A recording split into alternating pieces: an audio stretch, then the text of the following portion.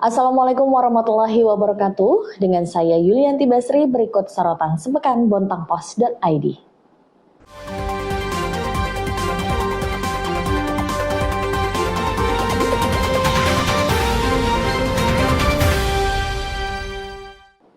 Dari 25 kursi legislatif, 20 kursi di DPRD Kota Bontang diprediksi akan diisi oleh wajah baru.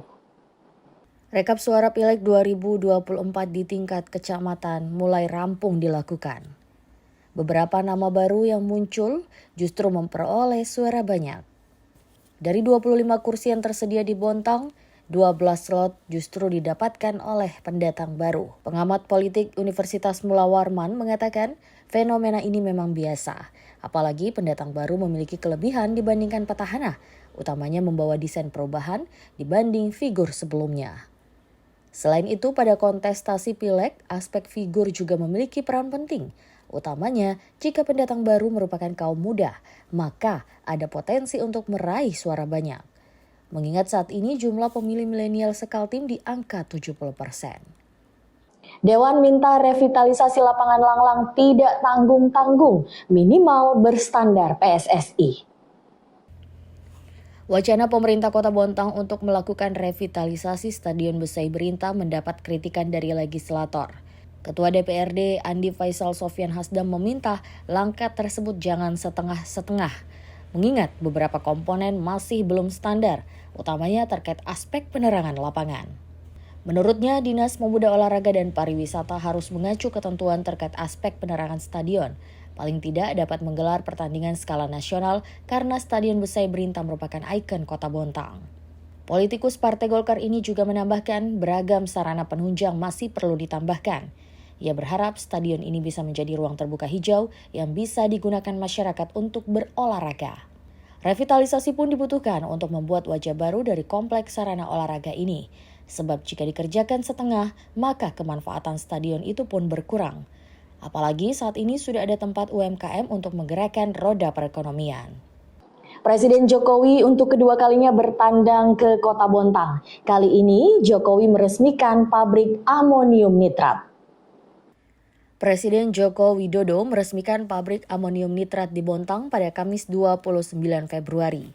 Orang nomor 1 di Indonesia tersebut menyebut pabrik amonium nitrat ini dianggap penting sebagai bahan pembuatan pupuk. Menurutnya ini akan mendorong kemandirian produksi pupuk karena masih banyak bahan baku yang diimpor. Diketahui adanya pabrik amonium nitrat ini dapat mengurangi impor bahan baku pupuk dari 21% berkurang 8%. Tak hanya mengurangi impor dan menjadi bahan baku pupuk, pabrik amonium nitrat ini kata Jokowi juga menjadi bahan baku industri pertahanan, utamanya bahan peledak.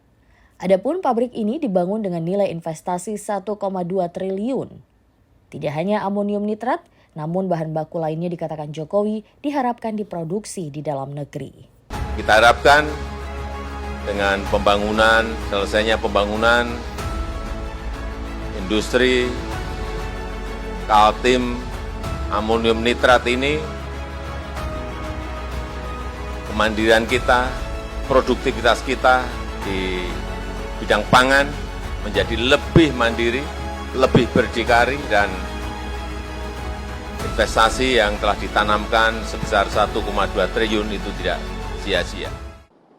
Kedatangan Presiden Jokowi ke Kota Bontang disambut hangat dan antusias oleh warga Bontang, baik pelajar maupun masyarakat yang berbondong-bondong memadati jalan raya untuk melihat orang nomor 1 di Indonesia tersebut. Antusiasme warga Bontang menyambut kedatangan Presiden Joko Widodo sangat besar. Hal itu terlihat dari banyaknya warga yang memadati bahu jalan. Tidak hanya warga, para pelajar juga berbondong-bondong menyambut kedatangan orang nomor 1 di Indonesia tersebut. Menurut salah seorang warga Kelurahan Belimbing, bertandangnya Jokowi dapat memberi dampak positif termasuk mengetahui situasi Kota Bontang. Jokowi juga diketahui berkeliling Kota Bontang di beberapa jalan protokol.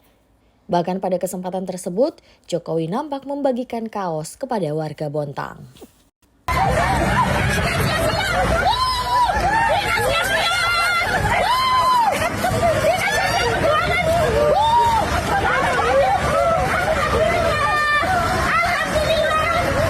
Informasi tadi sekaligus menutup perjumpaan kita kali ini. Terus ikuti informasi terbaru kami di www.bontangpos.id. Saya Yulianti Basri. Terima kasih. Wassalamualaikum warahmatullahi wabarakatuh.